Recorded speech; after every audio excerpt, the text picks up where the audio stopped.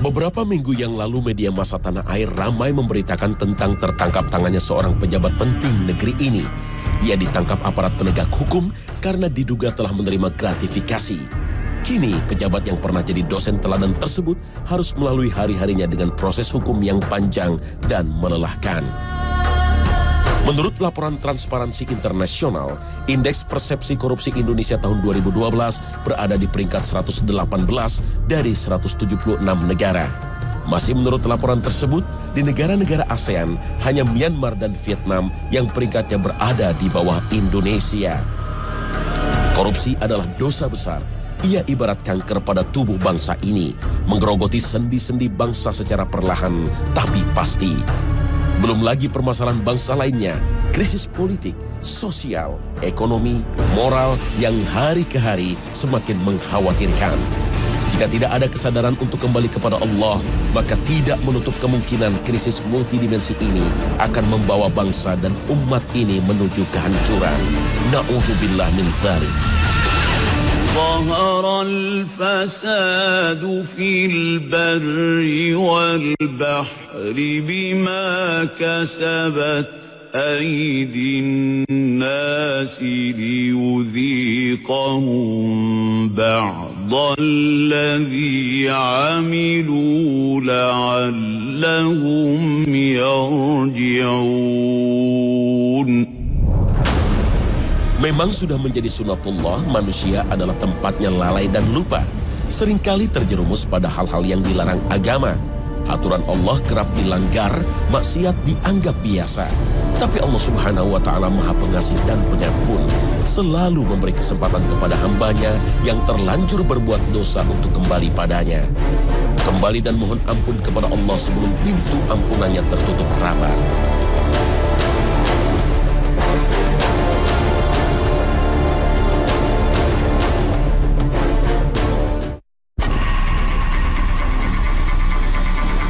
Assalamualaikum warahmatullahi wabarakatuh. Selamat pagi pemirsa Trans 7. Khazanah, Ensiklopedia Islam Dunia, pagi ini kembali hadir ke hadapan Anda untuk berbagi pengetahuan dan saling menasehati dalam kebajikan. Allah menciptakan manusia pertama, Nabi Adam, kemudian menciptakan pendampingnya Siti Hawa. Ketika Allah akan menciptakan Nabi Adam, sempat terjadi protes oleh malaikat. Protes ini pun mendapat sanggahan dari Allah Subhanahu wa Ta'ala. Khalifah yang akan diciptakan Allah ini bukanlah seperti makhluk yang dibayangkan oleh malaikat, yaitu makhluk yang menumpahkan darah dan berbuat kerusakan. Ingatlah ketika Tuhanmu berfirman kepada para malaikat, "Sesungguhnya aku hendak menjadikan seorang khalifah di muka bumi." Mereka berkata, "Mengapa engkau hendak menjadikan di bumi itu orang yang akan membuat kerusakan padanya dan menumpahkan darah? Padahal kami senantiasa bertasbih dengan memuji engkau dan mensucikan engkau." Tuhan berfirman, "Sesungguhnya aku mengetahui apa yang tidak kamu ketahui." Al-Quran, Surah Al-Baqarah ayat 30. Bahkan setelah Nabi Adam diciptakan, Allah memerintahkan malaikat untuk sujud kepada Nabi Adam. Seluruh malaikat bersujud kecuali iblis yang dengan lancang dan sombongnya mengajukan protes kepada Allah. Dan ingatlah ketika kami berfirman kepada para malaikat, "Sujudlah kamu kepada Adam." Maka sujudlah mereka kecuali iblis. Ia enggan dan takabur dan adalah ia termasuk golongan orang-orang yang kafir. Al-Quran, Surah Al-Baqarah ayat 34. Iblis diusir. Iblis berikrar akan berupaya untuk menyesatkan Adam dan seluruh keturunannya. Iblis menjawab, "Karena engkau telah menghukum saya tersesat, saya benar-benar akan menghalang-halangi mereka dari jalan engkau yang lurus. Kemudian saya akan mendatangi mereka dari muka dan dari belakang mereka, dari kanan dan dari kiri mereka, dan engkau tidak akan mendapati kebanyakan mereka bersyukur." Al-Quran, Surah Al-A'raf ayat 16 hingga 17. Allah memberi keleluasan kepada Nabi Adam untuk menikmati fasilitas apapun yang ada di surga, kecuali satu pohon yang dilarang untuk didekati. Satu pohon yang kelak menjadi simbol pelanggaran ketaatan manusia kepada penciptanya, Allah Subhanahu wa Ta'ala. Iblis tidak tinggal diam. Tidak perlu menunggu lama, iblis melancarkan bujuk rayunya kepada Nabi Adam dan Siti Hawa. Akhirnya Nabi Adam dan Siti Hawa tergoda oleh bujuk rayu iblis. Mereka berdua memakan buah dari pohon yang dilarang Allah Subhanahu wa Ta'ala. Mereka berdua sadar telah terjebak bujuk rayu iblis dan segera bertaubat. Mohon ampun kepada Allah menyesali perbuatannya.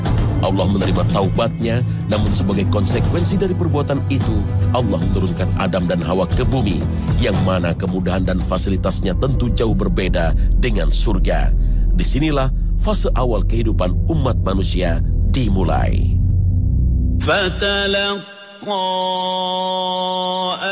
آدم من ربه كلمات فتاب عليه إنه هو التواب الرحيم قلنا اهبطوا منها جميعا فإما يأتينكم مني هدى فمن تبع هداي فلا خوف عليهم ولا هم يحزنون. Inilah contoh bagaimana kemudian dosa dan maksiat menelanjangi pelakunya, membuat malu serta menjatuhkan martabat. Betapa banyak orang-orang yang tadinya terhormat, disegani orang sekelilingnya, tiba-tiba menjadi bahan ejekan dan cacian. Begitu terungkap dosa dan kejahatannya. Na'udzubillah min dzalik. Sebaliknya, betapa pengasih dan penyayangnya Allah yang menerima dengan senang hati hamba-hambanya yang menyadari kesalahannya, yang segera bertaubat dan mohon ampun kepadanya.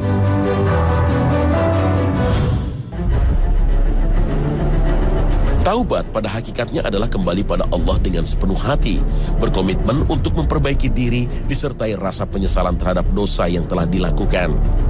Karena tidak mungkin terhindar dari dosa, taubat menjadi wajib hukumnya bagi siapapun. Taubat termasuk amalan baik yang sangat dianjurkan, dan taubat akan menghilangkan sekat antara hamba dan Tuhannya. Taubat yang benar disebut juga taubat nasuha, yang akan menjadi penghapus dosa dan penuntun ke surga Allah Ta'ala. Hai orang-orang yang beriman, bertaubatlah kepada Allah dengan taubat nasuha, taubat yang semurni-murninya. Mudah-mudahan Tuhanmu akan menutupi kesalahan-kesalahanmu dan memasukkanmu ke dalam surga yang mengalir di bawahnya sungai-sungai. Pada hari ketika Allah tidak menghinakan Nabi dan orang-orang mukmin yang bersama dia, sedang cahaya mereka memancar di hadapan dan di sebelah kanan mereka, sambil mereka mengatakan, Ya Rabb kami, sempurnakanlah bagi kami cahaya kami dan ampunilah kami. Sesungguhnya Engkau Maha Kuasa atas segala sesuatu. Al-Quran Surah At-Tahrim ayat 8. Agar taubat benar dan diterima oleh Allah Subhanahu wa Ta'ala, ada beberapa syarat yang harus dipenuhi. Pertama yaitu ikhlas. Motivasi taubat hanya karena ingin kembali kepada Allah, mengharapkan ridho dari Allah, mensucikan diri dari maksiat dan dosa. Ikhlas menjadi landasan setiap amal agar diterima, termasuk taubat. Syarat taubat kedua adalah meninggalkan maksiat. Setiap orang yang bertaubat harus menanamkan dalam dirinya tekad yang kuat untuk melepaskan diri dari dosa dan maksiat, tidak menggantungkan hatinya pada maksiat, dan dengan sungguh-sungguh berupaya menjauhkan hatinya dari perbuatan dosa. Bila diperlukan, lakukan langkah dengan meninggalkan lingkungan yang dapat mempengaruhinya untuk kembali berbuat maksiat. Syarat taubat ketiga adalah menyesali dosa yang telah dilakukan. Tentu tidak ada artinya taubat tanpa penyesalan, dan tidak disebut menyesal orang yang merasa bangga dengan dosa yang pernah dilakukan, bahkan menyebarluaskannya. Orang seperti ini disebut oleh Rasulullah dengan mujaharah. Abu Hurairah menceritakan Rasulullah pernah bersabda, setiap umatku akan diampuni kecuali mujaharah. Termasuk dalam mujaharah adalah seorang berbuat dosa di waktu malam, kemudian Allah sembunyikan dari orang lain. Akan tetapi ketika pagi harinya ia malah menceritakan dan menyebarluaskannya. Hadis riwayat Bukhari Muslim. Termasuk dalam mujaharah adalah menyebarluaskan perbuatan dosa dan kemungkaran. Syarat taubat keempat adalah bertekad untuk tidak mengulangi. Walaupun manusia tempatnya khilaf dan dosa, bukan berarti menjadi pembenaran untuk berbuat dosa. Orang yang melakukan taubat nasuha harus menanamkan tekad untuk tidak mengulangi dosa yang telah diperbuatnya, khususnya taubat yang terkait dengan dosa besar. Terdapat syarat tambahan apabila dosa yang dilakukan terkait dengan hak manusia lainnya, seperti mencuri, memfitnah, atau melukai. Maka taubat dari dosa ini harus disertai dengan permohonan kerelaan oleh orang-orang yang telah dirugikan hak-haknya. Ini bisa dilakukan dengan meminta maaf dan atau memulihkan hak-haknya.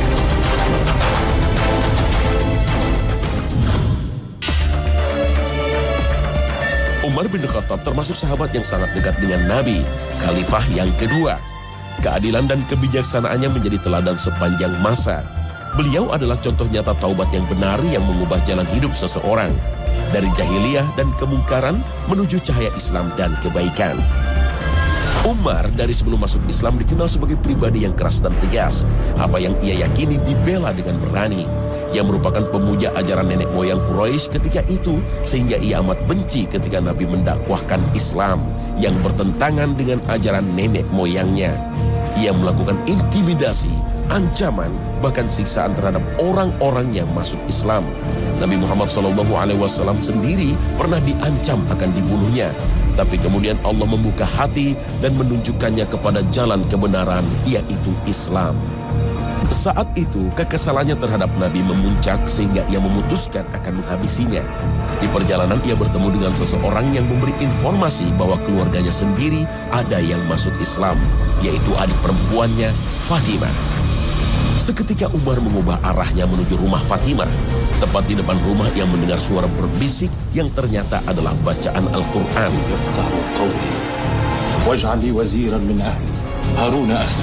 Ia mendobrak masuk dan memaksa untuk melihat apa yang dibaca.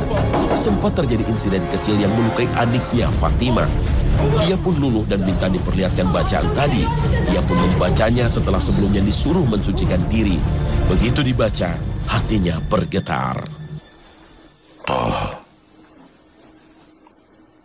ما أنزلنا عليك القرآن لتشقى إلا تذكرة لمن يخشى تنزيلا ممن خلق الأرض والسماوات العلى الرحمن على العرش استوى له ما في السماوات وما في الأرض وما بينهما وما تحت الثرى وأن تجهر بالقول فإنه يعلم السر وأخفى الله لا إله إلا هو له الأسماء الحسنى. Ia pun dihantarkan untuk menemui Rasulullah di rumah salah seorang sahabat yang bernama Arqam bin Abil Arqam. Di hadapan Nabi, Umar mengikrarkan keislamannya. Ruangan itu gemuruh oleh takbir para sahabat yang berada di tempat itu. Allah mengabulkan permohonan Nabi yang pernah berdoa, "Ya Allah, kuatkanlah Islam dengan salah satu dari dua orang ini, Umar bin Khattab atau Abu Jahal." Akhirnya, Umar bin Khattablah yang kemudian dipilih oleh Allah Subhanahu wa Ta'ala untuk menguatkan agamanya. Subhanallah. Umar masih tetap pribadi yang keras dan tegas. Perbedaannya adalah keras dan tegasnya karena kebenaran.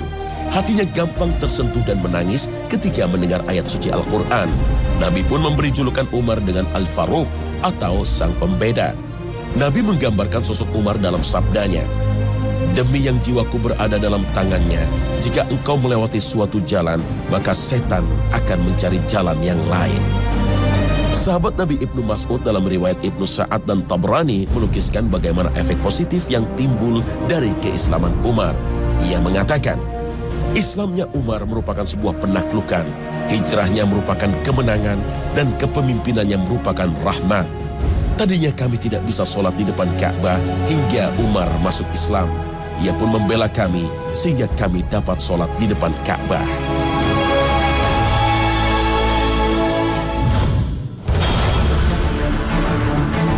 Dosa adalah berpaling dari ketaatan kepada Allah.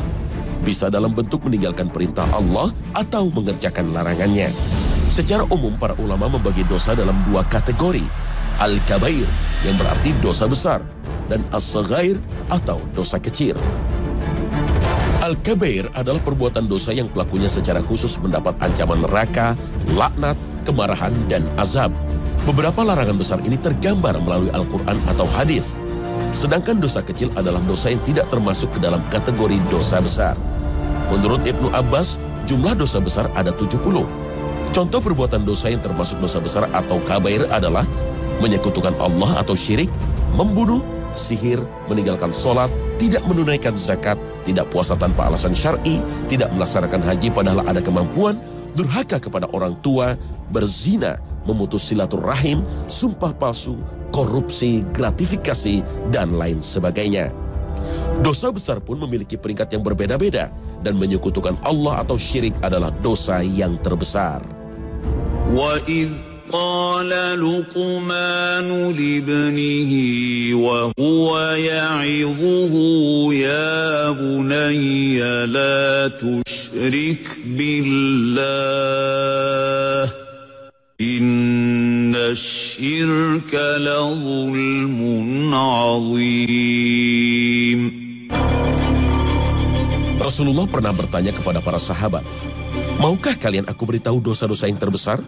Sahabat menjawab, "Iya, wahai Rasulullah." Pertama, menyekutukan Allah, durhaka terhadap orang tua, dan sumpah palsu. Beliau mengulangnya sampai 3 kali.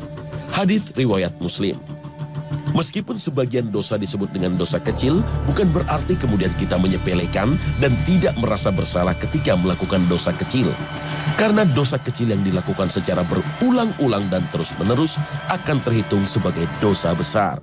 Sebaliknya, seberapapun banyak dan besarnya dosa yang dilakukan seseorang, jika ia bertobat dan mohon ampun, maka Allah akan mengampuninya. Para ulama telah memberikan nasihat yang bijak. Jangan lihat kecilnya dosa yang Anda lakukan, tapi lihatlah besarnya siapa yang Anda durhakai.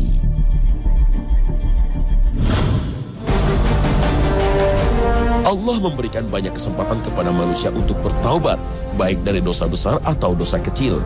Beberapa amal soleh dapat menjadi penghilang dosa kecil.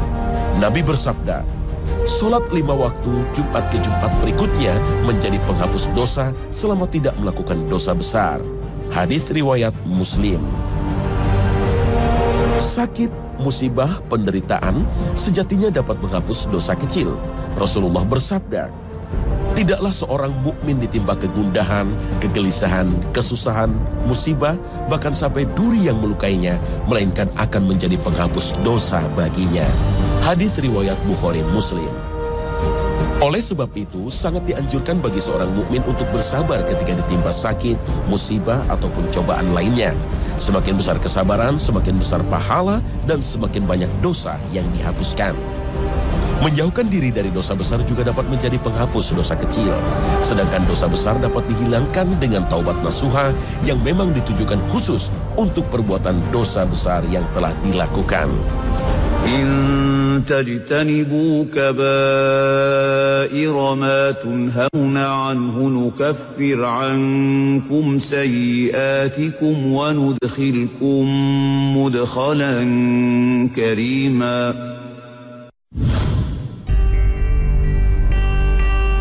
Seyogyanya taubat menjadi amalan rutin seorang mukmin, baik disengaja atau tidak, yang namanya manusia pasti pernah berbuat dosa. وَتُوبُوا إِلَى اللَّهِ جَمِيعًا أَيُّهَا الْمُؤْمِنُونَ لَعَلَّكُمْ تُفْلِحُونَ. Dalam sebuah hadis sahih yang diriwayatkan oleh Tirmizi, Ahmad, dan Ibnu Majah, Rasulullah bersabda, "Setiap anak turunan Adam pasti pernah berbuat salah, dan sebaik-baik orang salah adalah yang bertaubat." Bertaubatnya seorang hamba akan mendatangkan kecintaan dari Allah. Allah sangat senang ketika seorang hamba bersalah kemudian langsung bertaubat mohon ampun kepadanya. Lihatlah bagaimana Nabi menggambarkan bagaimana senangnya Allah akan taubat hambanya dalam sabda beliau. Menurut kalian bagaimana perasaan seseorang yang kehilangan kendaraan tunggangannya dengan segala perbekalan, makanan dan minumannya di tengah padang pasir? Ia terus mencari-carinya dan tidak menemukan sampai ketika melewati sebuah pohon tiba-tiba datang kendaraan tunggangannya menghampirinya berikut segala perbekalannya. Sahabat menjawab, "Tentu saja senang wahai Rasulullah." Tahukah kalian perasaan senang Allah melebihi rasa senang orang tersebut ketika ada hambanya yang bertaubat? Hadis riwayat Bukhari Muslim. Perhatikan Asmaul Husna yang merupakan nama dan sifat Allah yang paling baik. Ada Al-Ghafar dan Al-Ghafur yang maha pengampun, Ar-Rahman yang maha pengasih, Ar-Rahim yang maha penyayang, Al-Halim yang maha santun, At-Tawwab yang maha menerima taubat. Dan Allah cinta terhadap hamba-hambanya yang bertaubat. Sesungguhnya Allah menyukai orang-orang yang bertaubat dan menyukai orang-orang yang mensucikan diri. Al-Quran, Surah Al-Baqarah ayat 222. Tidak cukup sampai di situ. Allah bahkan menjanjikan akan mengganti dosa dengan kebaikan untuk orang-orang yang mau bertobat. إلا من تاب وآمن وعمل عملا صالحا فأولئك يبدل الله سيئاتهم حسنات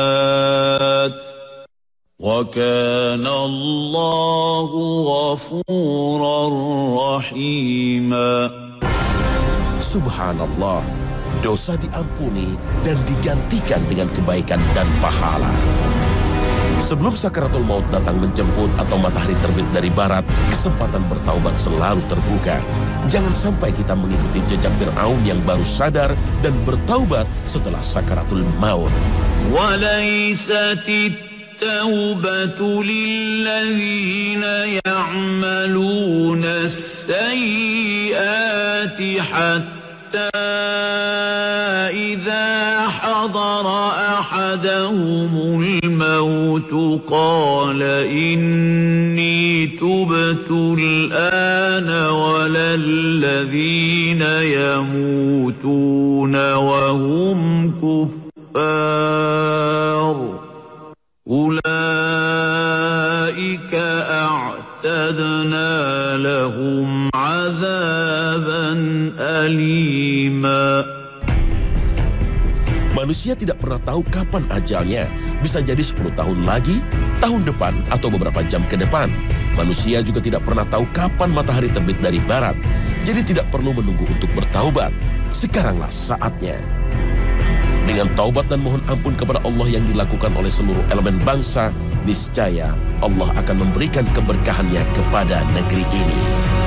Jikalau sekiranya penduduk negeri-negeri beriman dan bertakwa, pastilah kami akan melimpahkan kepada mereka keberkahan dari langit dan bumi. Al-Quran, Surah Al-A'raf ayat 96. Amin, ya Rabbal Alamin.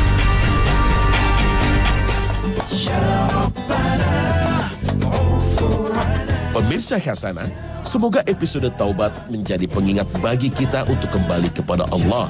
Semoga setiap ampunan dan taubat yang kita mohonkan diterima oleh Allah Subhanahu wa Ta'ala dan menghantarkan kita menuju kebaikan dunia dan akhirat. Terima kasih atas perhatian Anda dan wassalamualaikum warahmatullahi wabarakatuh.